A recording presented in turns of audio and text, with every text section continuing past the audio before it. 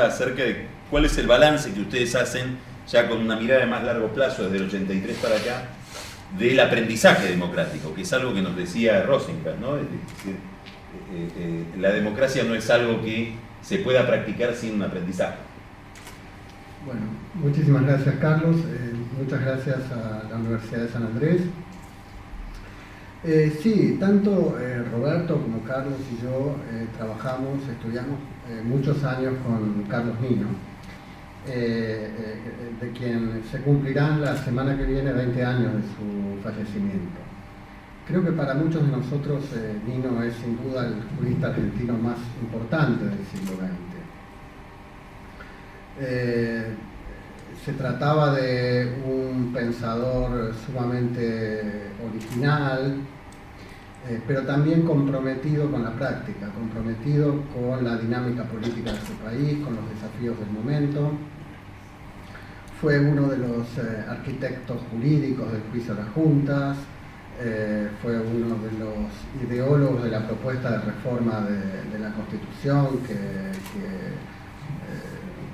se presentó durante el gobierno de Alfonsín, reforma que por supuesto no contemplaba ningún cambio en las condiciones de elección o reelección del presidente de entonces. Desde el Consejo para la Consolidación de la Democracia convocó a todos los sectores para diseñar un proyecto de ley de radiodifusión que aún hoy sigue siendo un modelo y que es bueno recordar que es un proyecto de mediados de la década del 80 que ya incluía el control parlamentario del sistema de gobierno y de control de los medios. Además era un gran pensador, un gran filósofo en una tradición que podemos llamar el liberalismo igualitario, que tiene a Carlos Nino en la Argentina, pero también a John Rawls, o a Habermas, o a Ronald Dworkin, entre sus grandes expositores. ¿Por qué es importante el liberalismo igualitario? ¿Cuál es la relevancia de hacernos la pregunta de en qué puede ayudarnos el liberalismo igualitario a entender algunos de los problemas que atraviesa la democracia argentina? Mi opinión es que ese liberalismo igualitario es la filosofía de la Constitución. La Constitución no es solamente un conjunto de reglas de juego, hay una filosofía, hay un pensamiento político. Y ese pensamiento uno lo podría como sintetizar en la idea de la igualdad de la libertad y la igualdad de las oportunidades. La igualdad de la libertad, para comenzar por allí, parte del reconocimiento de que la libertad, los derechos civiles, los derechos políticos, la libertad de expresión, la libertad de asociación, la libertad religiosa, tienen un valor especial, tienen un valor tan especial que no es aceptable cambiar esas libertades, el acceso a esas libertades por otro tipo de ventajas, por ejemplo, ventajas económicas. Imaginemos que ustedes son dueños de una librería. Imaginemos que hay censura en la sociedad, hay libros que ustedes no pueden vender, están prohibidos y ustedes no los pueden vender. El negocio vale menos, porque hay productos, mercaderías que ustedes no pueden vender. Ahora se levanta la censura, ahora hay libertad. Lo que ha sucedido no puede reducirse meramente al lucro que ahora ustedes pueden tener por los libros que ahora sí pueden vender. Si ustedes creen que la libertad no puede reducirse meramente a su impacto económico, entonces ustedes también creen que la libertad tiene un valor especial. La igual libertad, la idea de la igual libertad depende del Estado de Derecho. Depende de que no existan leyes represivas como la ley antiterrorista. Depende de que exista un Congreso que realmente delibere y controle.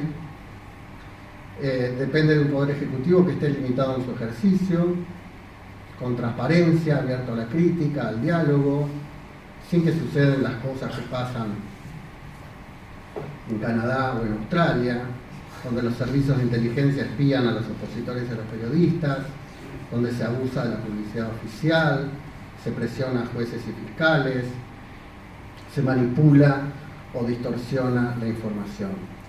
Y requiere, no diría yo de una justicia democratizada, requiere de una justicia para la democracia.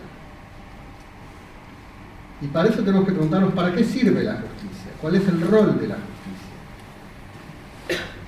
Lo primero es, debemos dejar de lado, rechazar firmemente esta idea de que la justicia sirve a las mayorías o la justicia sirve a las minorías. La justicia, el Poder Judicial, viene a atender la dimensión, una dimensión muy importante de la idea de igualdad. Así como en el Congreso y en la política y en las elecciones se manifiesta una idea de la igualdad, que se consagra en la regla de mayoría. Cualquier otra regla que no sea la regla de mayoría es una regla que ofende la igualdad. La igualdad también requiere que haya una instancia del Estado donde las personas puedan defender sus derechos una por una. Esa es otra dimensión de la igualdad y ese es el rasgo distintivo e igualitario del Poder Judicial. Por eso es tan absurdo hablar de que la justicia defiende mayorías o defiende minorías. Es como decir si los bomberos o los hospitales están al servicio de las mayorías o las minorías. No, están al servicio de las mayorías y de las minorías. Están al servicio de todos los ciudadanos considerados uno por uno. Ese es el rasgo distintivo de la justicia. ¿Qué significa una justicia para la democracia? Es decir, ¿qué tipo de reformas podemos pensar para mejorar el servicio de justicia y hacer que sirva mejor a los derechos y a la democracia? Y son iniciativas e ideas que están ajenas a estas propuestas de pseudo-reforma que el gobierno llama democratización de la justicia. Por un lado, simplemente podríamos volver a la Constitución. La Constitución de 1853 tiene una concepción no del todo democratizadora o democratizante de los distintos poderes. Para ser diputado y senador se requería cierta renta mínima. Al presidente no se lo elegía en forma directa, sino a través de colegios electorales. Y sin embargo, en esa Constitución de 1853, en 2 oportunidades se habla del juicio por jurados. Esta es una iniciativa que democratizaría muchísimo el servicio de justicia, pero está ausente de las discusiones que se plantean hoy. Segundo, el impuesto a las ganancias ofende a la igualdad que los funcionarios judiciales y otro tipo de funcionarios que se han asimilado a esa categoría no paguen impuestos como cualquier hijo de vecino. Y están todas las herramientas disponibles para que esa desigualdad tan arbitraria, tan insultante, se le ponga un límite.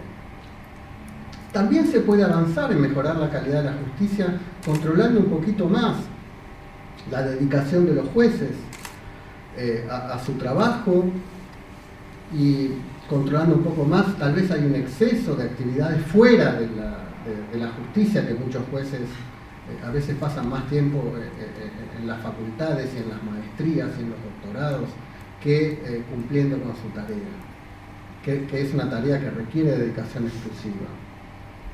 Y de paso, la academia jurídica ganaría más en autonomía, en independencia, en la calidad de sus juicios, que entre otras cosas tienen que analizar y criticar lo que la justicia produce. Entonces, ¿por qué no se empieza por allí? Bueno, estos serían algunos mecanismos como el impuesto a las ganancias, el control de la dedicación, afectaría por igual a todos los jueces. Yo creo que el problema está por ahí. En la película El Padrino, en un momento, en el living de la familia Corleone, se están planificando una serie de ajustes de cuenta. Y su abogado, Tom Hagen, le dice a Michael Corleone, pero es que ¿acaso pensás matar a todo el mundo? Y Corleone le responde, no, solo a mis enemigos. Y a veces uno piensa, ¿por qué no se empieza por estas iniciativas que de alguna manera disciplinarían, pondrían igualdad, afectando por igual a todos los jueces? Y la respuesta es que lo que se busca es simplemente controlar a los jueces díscolos, disciplinar a los jueces díscolos. Por lo tanto, yo creo que ahí no hay, me parece a mí, en esta idea, detrás del eslogan de la democratización de la justicia, seriamente no hay un proyecto de reforma estructural de la justicia. Entonces yo decía, por un lado, el liberalismo igualitario, que para mí es la filosofía de la Constitución, consagra dos principios. Por un lado, la idea de la igualdad de la libertad, y por el otro lado, la idea de la igualdad real de oportunidades. Ustedes leen la Constitución del 94, reformada en el 94, en varias oportunidades insiste con esta idea. Las cosas tan terribles que han pasado, que han venido pasando, que están pasando en el plano institucional, uno de los efectos que tienen es que no hablamos de las cosas importantes, que dejamos de discutir acerca de los futuros posibles del país. Y yo creo que esta idea de la igualdad real de oportunidades es uno de los principios que podrían iluminar muchas de las reformas que nuestro país necesita en el plano social, por ejemplo. Un Estado comprometido con la igualdad real de oportunidades limita, compensa las desigualdades impuestas, por un lado, por la estructura social y por otro lado, por las habilidades innatas. Es decir, es un Estado que se compromete contra las desigualdades tanto de cuna como de fortuna. Y eso implica avanzar en una igualdad de recursos para que las personas puedan enfrentar las incertidumbres de la vida con una sustantiva igualdad material. Pero esta igualdad de recursos no se puede reducir a transferencias de dinero. Es decir, la idea de que el compromiso con la igualdad es simplemente repartir dinero era el sueño de Milton Friedman. Entregamos un cheque a los pobres y cerramos la educación pública, la salud, etcétera, etcétera. Los recursos, la igualdad a los que se refiere la igualdad de recursos, son los recursos concretos para poder ejercer la autonomía.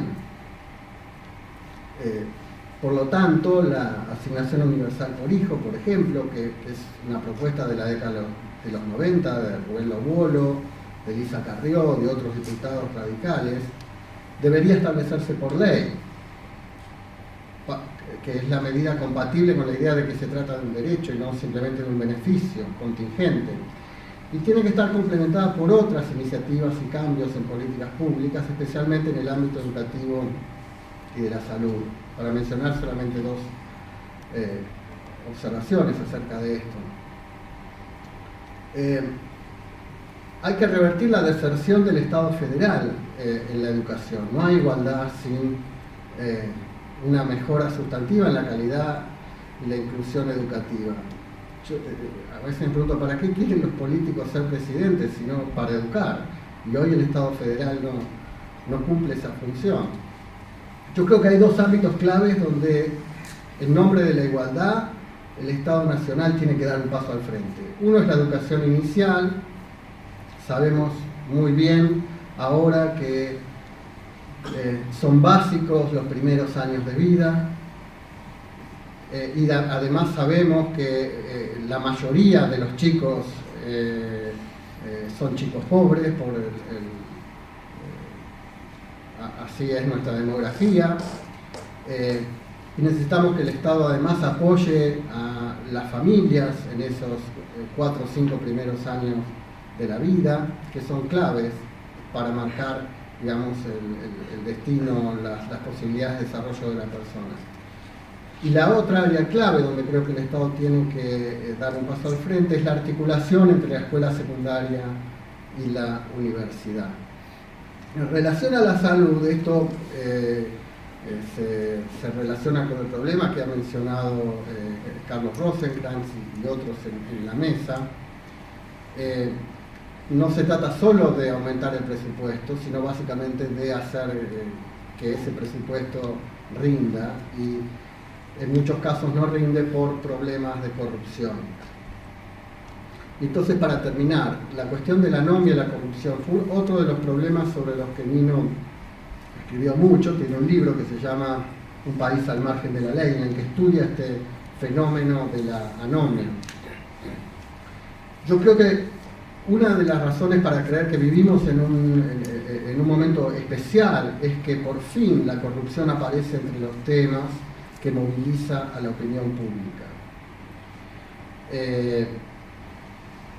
Y que la opinión pública está empezando a ver a la corrupción ya no solo como un problema, sino como un super problema, es decir, con un problema que si no se resuelve no va a poder resolverse ninguno de los otros problemas importantes que tiene el país.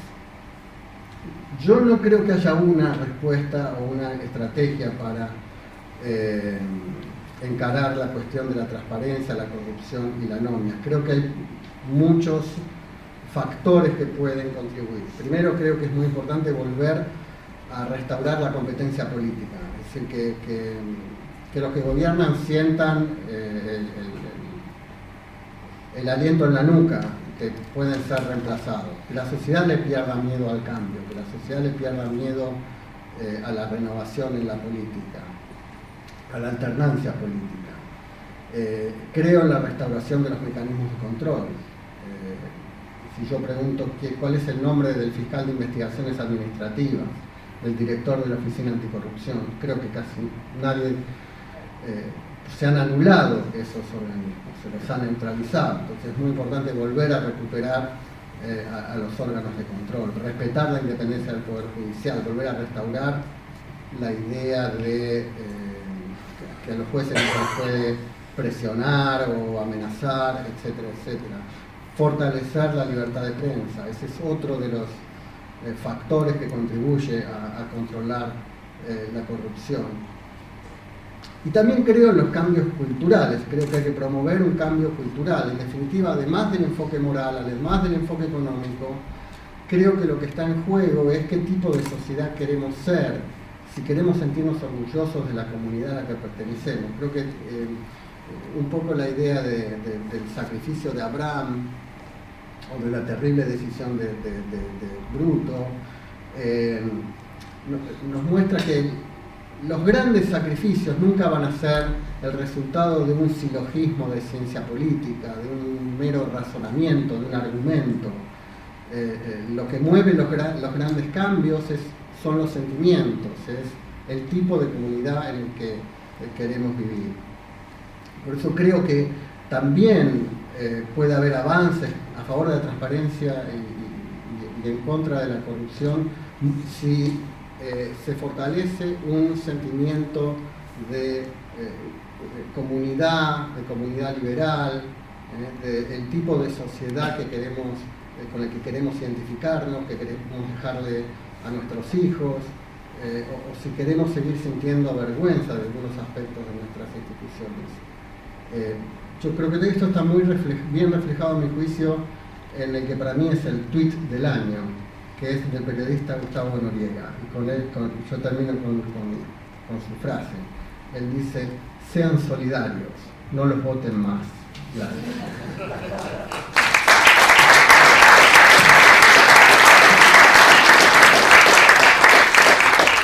A mí me gustaría hacer una pregunta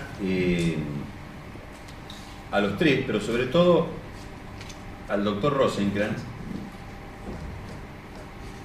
porque está ligada a su exposición, pero tomando las últimas palabras de Marcelo Alegre, para poner una gota de escepticismo respecto de lo que parece ser un renacimiento moral que hay hoy en la Argentina, que hace que un programa de televisión que habla de corrupción le gana al fútbol. Yo no sé si, a la luz de las últimas 2 décadas, no aparece que hay un comportamiento espasmódico de la sociedad con la corrupción, que es una especie de variable dependiente de los procesos de ajuste económico. Es decir, que hubiera una especie de pacto mafioso entre la sociedad y el gobierno, a través del cual el día que el gobierno deja de dar las prestaciones, no digo buenas, sino agradables en materia económica, o confortables en materia económica, se nos prende la alarma de la ética, nos volvemos éticos y ponemos gente que investigue. Me acuerdo que nosotros a Menem, como sociedad, no nosotros como personas, pero la sociedad argentina religió a Menem después de que todos los escándalos conocidos de Menem se había publicado largamente en la tapa de los diarios durante todo el primer mandato. Es decir, me animo a decir más.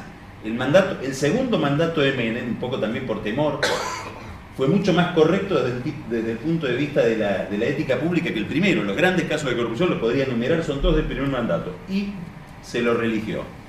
Cuando apareció el tema de la desocupación, apareció la alarma ética. El caso Chicone es nada, son monedas al lado del caso Sueños Compartidos de Jock Lender. No solamente por el volumen de dinero, el destino del dinero, y además el involucramiento nada menos que de organizaciones de derechos humanos en el robo. Y sin embargo pasó inadvertido el primero, y en el segundo me parece que hasta los medios tenemos una responsabilidad extraordinaria de haber hecho una especie de orgía de escándalo. Y creo que está más ligado a la cuestión del ajuste económico que a la cuestión de la templanza ética. Lo digo, como dicen los brasileños, sopra contraria. Dentro de esto me gustaría, más desde el punto de vista ya más teórico, escuchar qué opinan ustedes acerca de qué papel cumple la ejemplaridad de los gobiernos en relación con la corrupción. Cuánto hay de ilusorio y cuánto hay de inteligente de pedirle a los gobiernos que sean ejemplares para resolver este problema. Carlos. Yo creo... Bueno, es una pregunta complicada, ¿no? La verdad que no tengo ninguna respuesta, pero sí quiero decir algo.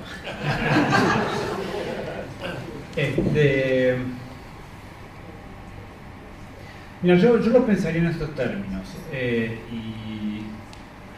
y haciendo uso de la distinción o de la importancia o del hecho que la consideración dominante es no ser venido como, no ser usado por otros. Si vos estás debajo del umbral de acatamiento generalizado a las normas en una sociedad, estás en un problema, porque casi no tenés sociedad. Porque básicamente una sociedad es la constitución. Nosotros nos constituimos como sociedad no porque hayamos nacido cerca unos de otros, sino porque todos estamos sometidos a la misma autoridad. Eso es lo que nos constituye. No hay algo así como la argentinidad independiente, salvo que todos, qué sé yo, cantamos el himno y nos gusta que el seleccionado nacional gane, pero no hay algo como la argentinidad independientemente de nuestra común sujeción a un mecanismo de formación de voluntad colectiva. Eso es lo que nos define. Ahora, cuando una sociedad empieza a desobedecer a ritmos ensordecedores, tenés un gran problema. Tenés el problema de que es muy difícil generar los incentivos necesarios para que haya un cambio copernicano que haga que donde había desobediencia empiece a haber obediencia, o donde había circunvalación empiece a haber sujeción al derecho. ¿Cómo haces eso? ¿Cuál es el punto arquimediano sobre el que te posicionás para producir un cambio social de la magnitud que una sociedad requiere cuando dejó de ser casi eso porque ya no acata normas comunes? Y si uno piensa, ¿cómo es el futuro argentino? Bueno, la verdad es que hay que ser un santo para que en política no te tiente la corrupción, porque todo el mundo está tentado por la corrupción en la política. Lo mismo te pasa como ciudadano, lo mismo pasa cuando pagas impuestos. La desobediencia generalizada incentiva y genera más desobediencia. ¿Cómo hacer para terminar esto? Obviamente la ejemplaridad pública es fundamental, pero tampoco hay que esperar muchos actos de ejemplo, porque no somos capaces de producir a Eustache de Saint-Pierre, no somos capaces de producir el tipo de liderazgo que necesitamos para sacarnos de donde estamos. Yo creo que uno tiene que hacer propuestas totalmente innovadoras en esta circunstancia. A mí un día se me ocurrió fomentar el Día de la Legalidad. Sí, ustedes vieron que el carnaval, el origen del carnaval es el día que uno puede hacer todo lo que no se puede hacer durante el resto del año. La Argentina es carnaval. Sería algo así como el día de la lealtad y el peronismo. En la Argentina todo el tiempo se puede hacer lo que uno quiera. Entonces hay un día, así como las culturas más sofisticadas tienen un día de folgorio, nosotros tenemos que tener un día de recatamiento. Un día habrá que cumplir las normas. Y creo que, hay experiencias sociales interesantes. Marcus en Colombia, interesante. Cómo vos podés hacer para mostrarle a una sociedad que si todo el mundo acata, todo el mundo está mejor.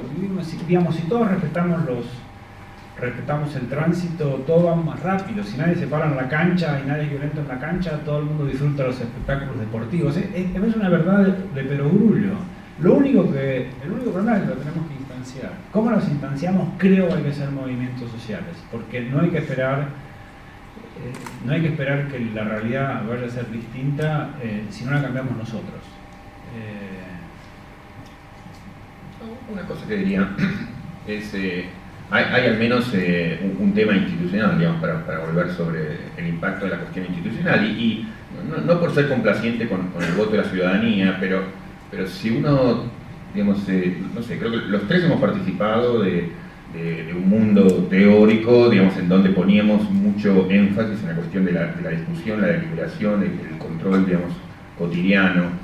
Y eso se contradice con el tipo de sistema institucional que tenemos, en donde una persona se encuentra, digamos, cada 2 años o 4 años obligada a votar y tiene un voto para decir las 5, 10, 20 cosas que quiere decir. Entonces, una persona puede estar a disgusto, digamos, con la corrupción, pero al mismo tiempo puede querer decir, bueno, es muy importante esta política económica, o quiero ratificar la asignación universal, o quiero ratificar el matrimonio igualitario. Entonces, ¿qué hago? Entonces, hemos puesto, o el sistema institucional ha puesto a las personas en una situación de extorsión, y al mismo tiempo nos ha dejado mudos, digamos, porque no tenemos la capacidad de dialogar, digamos, de transferir con palabras, digamos, nuestros matices.